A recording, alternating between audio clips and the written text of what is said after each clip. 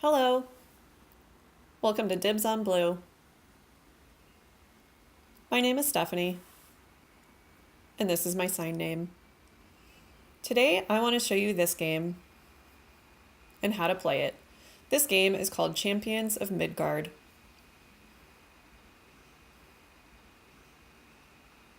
It's a worker placement game. And that box that I have is not the normal box that the game comes in. That is from Kickstarter. You can play with 2 to 4 players, but you can play with the expansions. There's one called the Dark Mountains, and that expansion will add a 5th player. There's another expansion called Valhalla.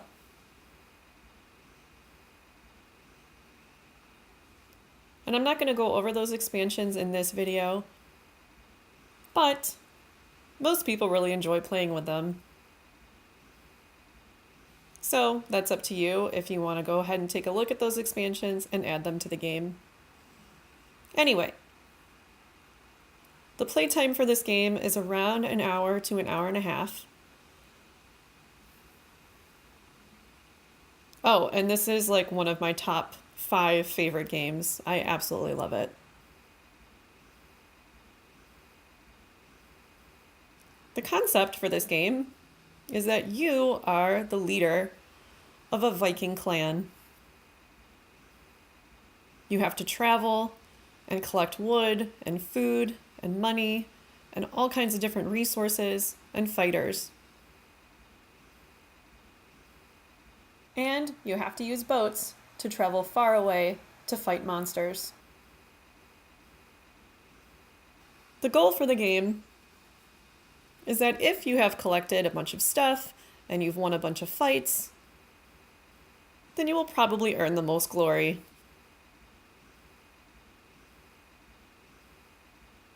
If at the end of the game you do have the most glory, you win.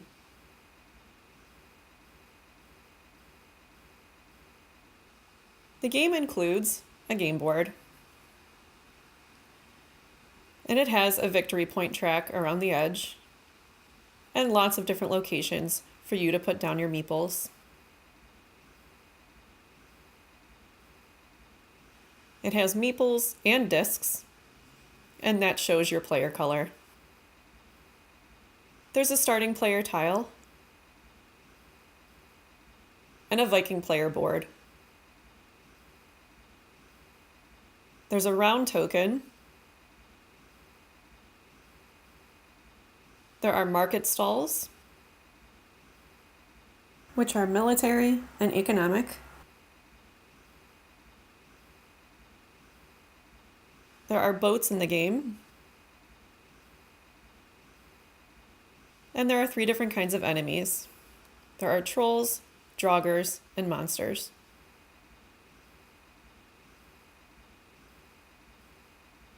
There are merchant ship cards, rune cards, destiny cards, journey cards, and a ton of different resources. There's money. There are blame tokens, favor tokens, wood, food,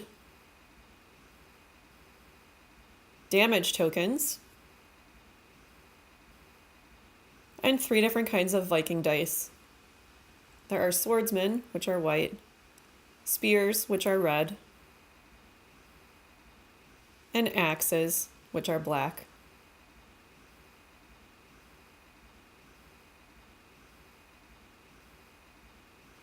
Oh, and there's also a quick reference card if you need to look at it, and it shows what all the different icons mean, and if you flip it over, it shows what all the different cards mean, if you ever need to look at that during the game. To set up, you need to put down the game board so that all of the players can see. You need that round token, and you need to put it on number 1. On round 8, the game is finished. The military and economic tiles should each be shuffled into their separate decks. And then 1 military tile should be flipped up and 1 economic tile should be flipped up. If there are 3 players, then 1 military tile is flipped up and 2 economic tiles are flipped up. If there are 4 or more players, 2 military tiles get flipped up and 2 economic tiles get flipped up. The other tiles, don't worry about for the rest of the game. You can set those aside.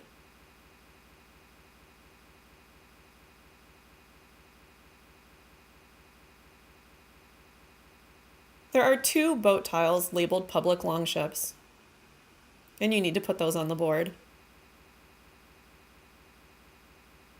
One of those boats is small and the other one is rather large. The other boat tiles need to be set near the board somewhere. The boats you use depends on how many players are in the game.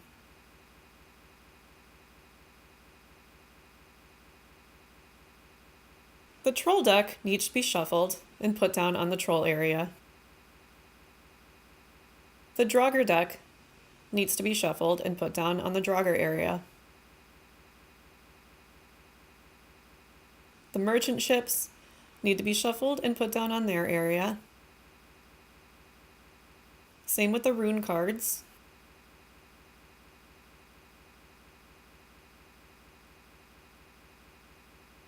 And the destiny cards.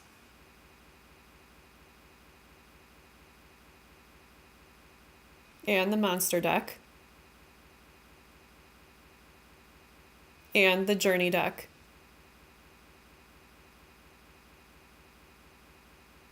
All of the different resources need to be put down near the board somewhere. Whoever's first, well, the rulebook says that whoever won a fight recently and earned glory goes first and gets the starting player tile. But you pick who goes first. That's up to you. So now each player has to choose a Viking player board.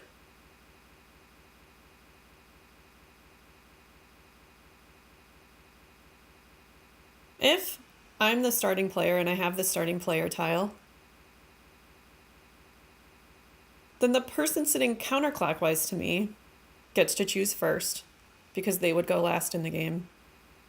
Then the next player chooses, and then the next player, and so on until I am last to choose.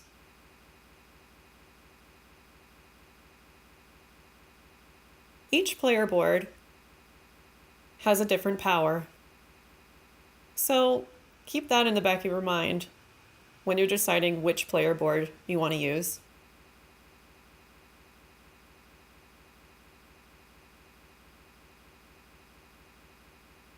Put down the player board in front of you, and then each player gets 1 favor token, 1 white die, 1 coin, 1 wood, and 1 food. They also get 1 disc, which shows their player color. Of course, I'm blue. You get 3 meeples, but if there are 2 players in the game, then you get 4 meeples. The second disc of your player color gets put down on the glory track around the board at point 0.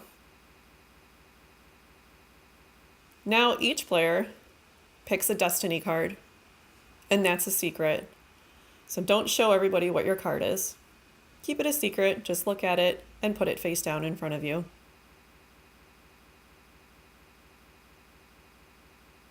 Now to set up the board.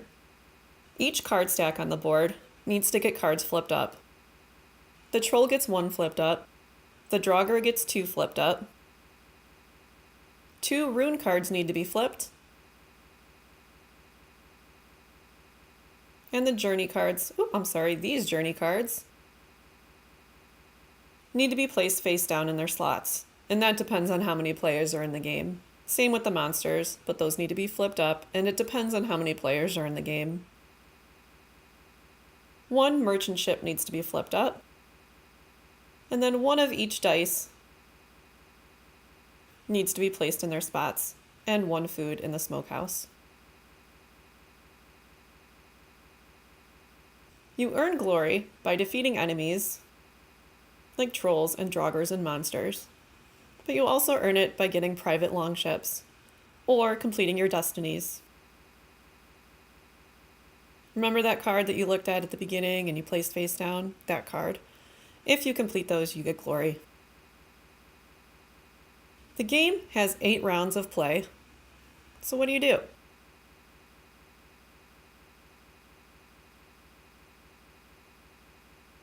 If it's my turn and I'm the first player, then I look at the board and I'm like, where do I want to put down my meeple? So let's say I put it here. Then I have to do that action.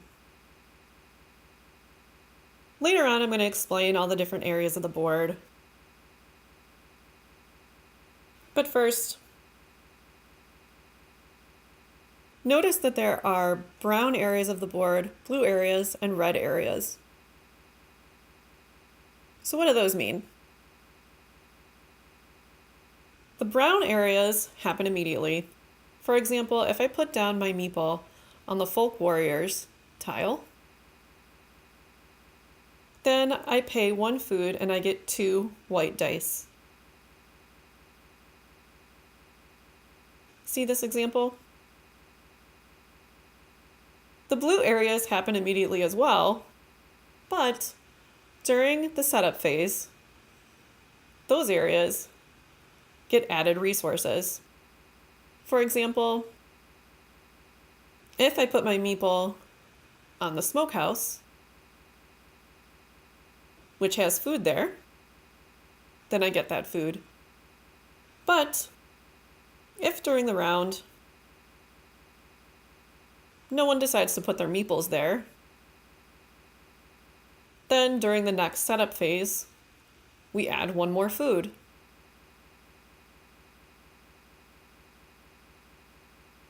The red areas of the board mean combat, and I'll explain that in a little bit.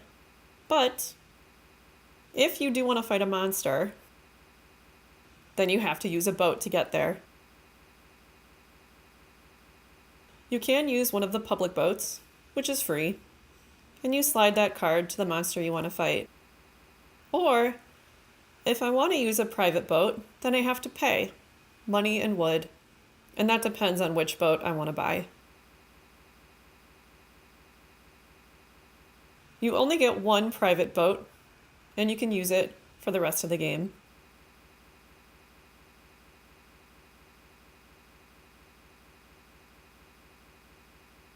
You can only put down 1 meeple on each area of the board. So if I decide to put my meeple here, then on the next player's turn, they cannot choose to put their meeple in the same spot, like this. That is not allowed. Except in the hunting grounds. More than 1 meeple can be there. The hunting grounds area is red, which means it happens during combat.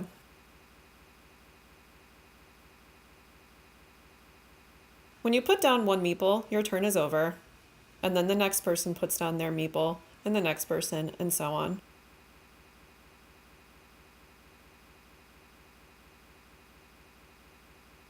When all of the meeples have been placed on the board, if I did put my meeple on the troll, or the Draugr, or one of the monsters, then I also have to assign Viking dice. I have to choose which dice of mine will fight. Some of the cards say you can't use certain dice. In this example, you cannot use white dice.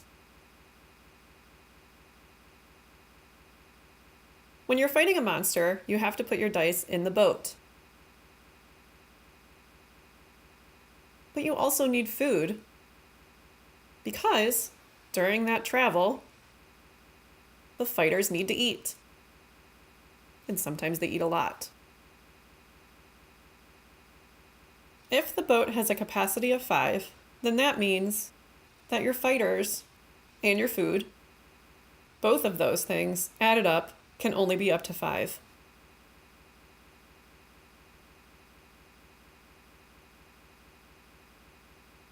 After you've assigned all of your dice, the fighting ensues. So first, we deal with the hunting grounds.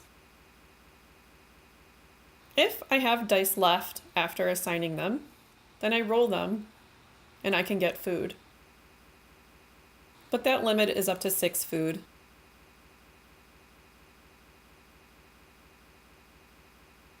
Then, the troll combat happens. So the blue number on the troll card means defense, and the red number means attack. You have to roll dice to try to beat the troll. If I roll dice and I don't beat the troll, I can pay a favor token and roll 1 or even all of my dice again. You can continue paying favor tokens if you want to keep re-rolling to try to beat the troll. That's up to you.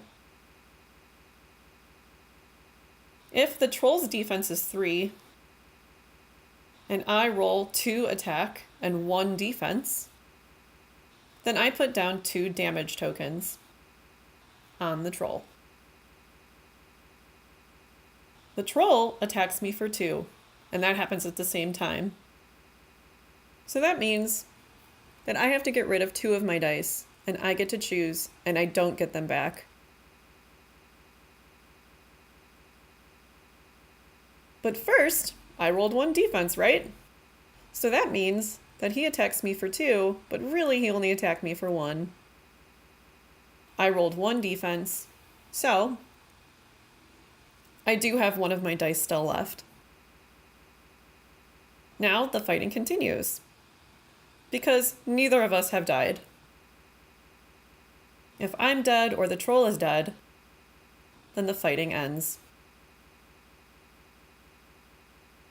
So I use my 1 dice left to roll and try to beat the troll. If I do beat the troll and the troll dies, yay, then I win. But the troll still attacks me for 2.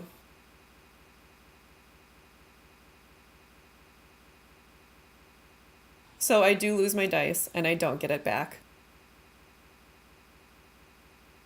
I do get to keep the troll card because I get glory for beating him, and I also get 1 wood.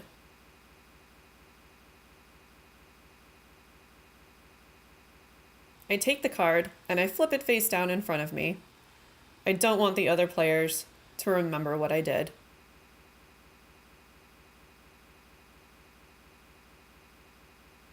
The troll card is really interesting because during the round, if no players decide to fight the troll, then all of the players receive a blame token.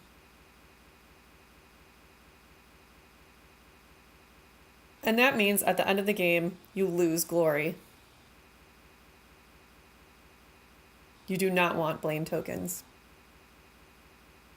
If I beat the troll, I get to get rid of 1 of my blame tokens, but I also get to choose a player to receive a blame token.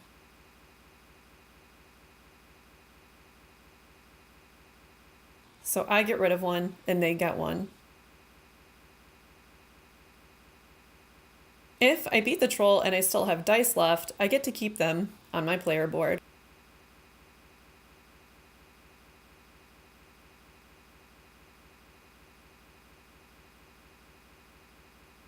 Now, the Draugr combat happens. And that happens the same way troll combat happens. You roll dice to try to beat the Draugr.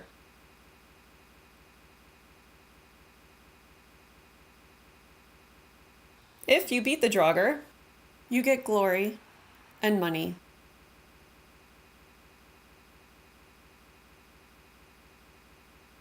Before you fight monsters, you have to look at the journey card for that monster. And you have to see what happens. Maybe nothing happens. But maybe the card says you have to lose something. For example, this card, no wind. That means I have to get rid of a food, and I don't get it back. The board explains how each fighter needs food. Sometimes for every 2 fighters, you need to give them 1 food. If I got rid of a food, then that means my 3rd fighter cannot eat. And that means that person can't fight. So I have to get rid of a dice. I would choose, and I would not get it back. If I have to travel a long time to fight a monster, like the 3rd or the 4th monster, then for each fighter, you have to give them 1 food. Because that fighter needs to eat a lot on that long journey. Then you can fight the monster. Fighting monsters happen the same way trolls and Draugr fights happen. You roll dice to try to beat the monsters. If I beat the monster, I get glory and a favor token. When all of the fights are over, you enter the cleanup phase. First thing, I would get all of my meeples back. So if they're all out on the board, I would get them all back. The public longships get moved back to their spaces. And if I used a private boat during that round, I would get that back. If the troll was not beaten, then all of the players receive a blame token. And the troll card gets removed. You would put that card on the enemy discard area of the board.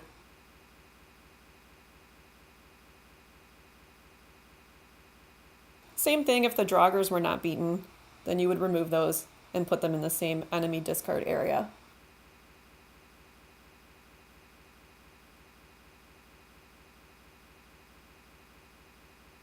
The journey cards that are flipped up from fighting monsters would get discarded into their own area.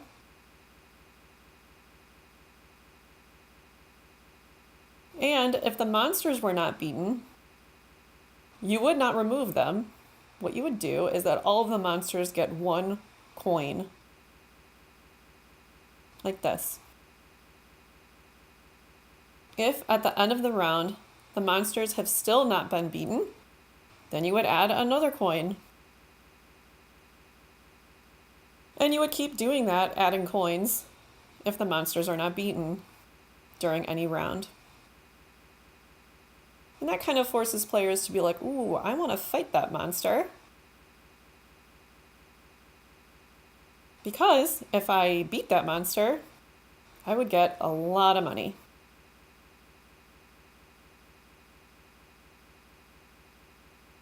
Now that black round token would get moved up 1.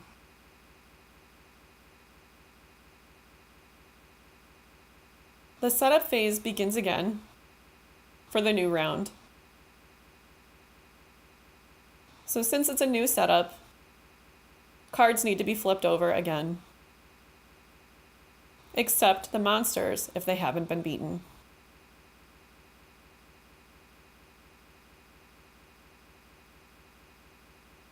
In the runesmith area, You can pay a wood and get a rune card. You can pick from the top of the stack or pick one of the face-up cards. You can only pick one. If you buy a rune card, let's say this one, then you take it and you put it face up in front of you. You leave it there until, if you want to use that card, you can. When you use that card, you flip it face down. At the end of the game, you earn glory for those cards.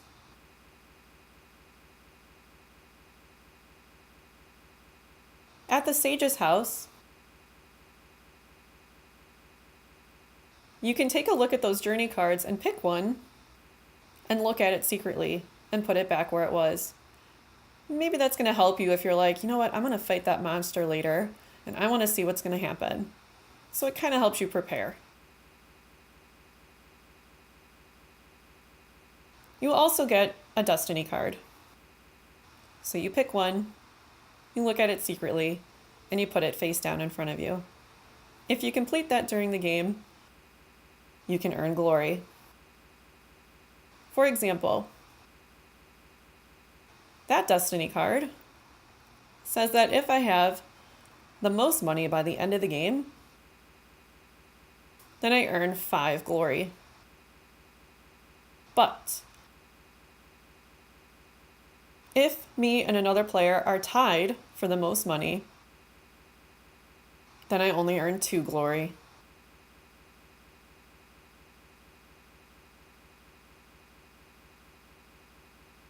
Okay.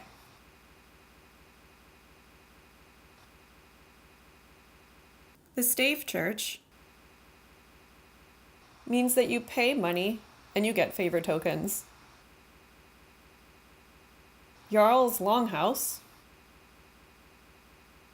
means that you can get the starting player tile, which means the next round I would be the starting player.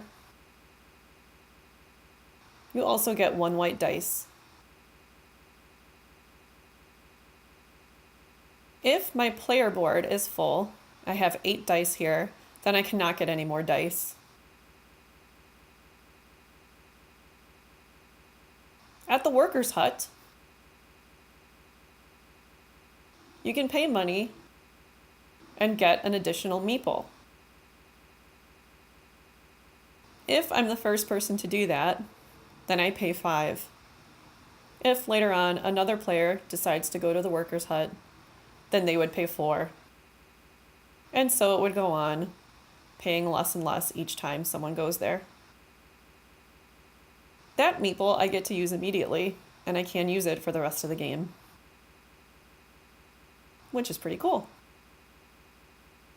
The blue areas of the board, those 4 right here, those are pretty obvious. It just means that you collect whatever's there, dice or food.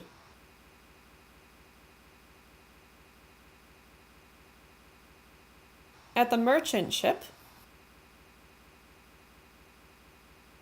for example, this one says pay 1 money and get 3 white dice, which is pretty neat.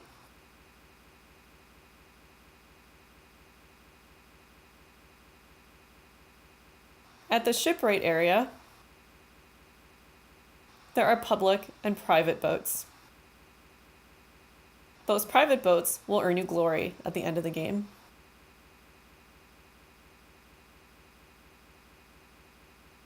If you just don't want to go anywhere on the board, nothing seems appealing, or you really need food, you can opt to beg.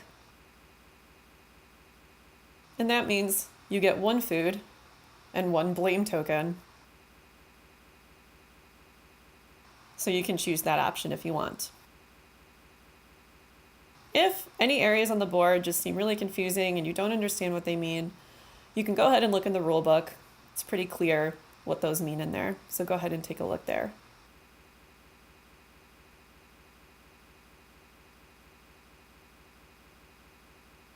Start with the player who has the least amount of points. That person's points need to get added up, so we go ahead and do that. So first, you take a look at the Destiny cards. You see if you've completed those. Now you take a look at your monster cards, the red, yellow, and blue ones. Ignore the troll cards for now since those don't have a color.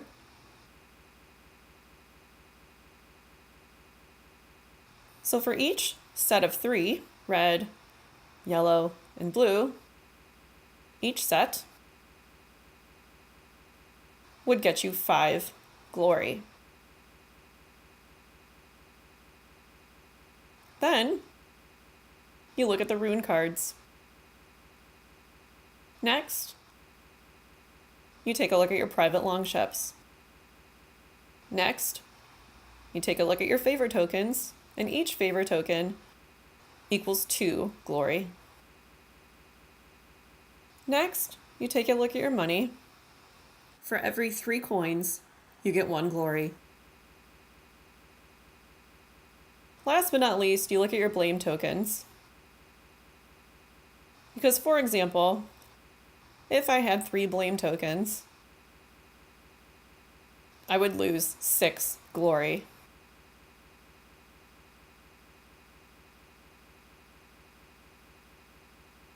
If there are other glory conditions that you haven't added up yet, go ahead and do that. And then whoever has the most glory is the winner. If there's a tie, then the player who beat the most enemies is deemed the winner. And if there is still a tie, then you share the victory. That's it for explaining Champions of Midgard.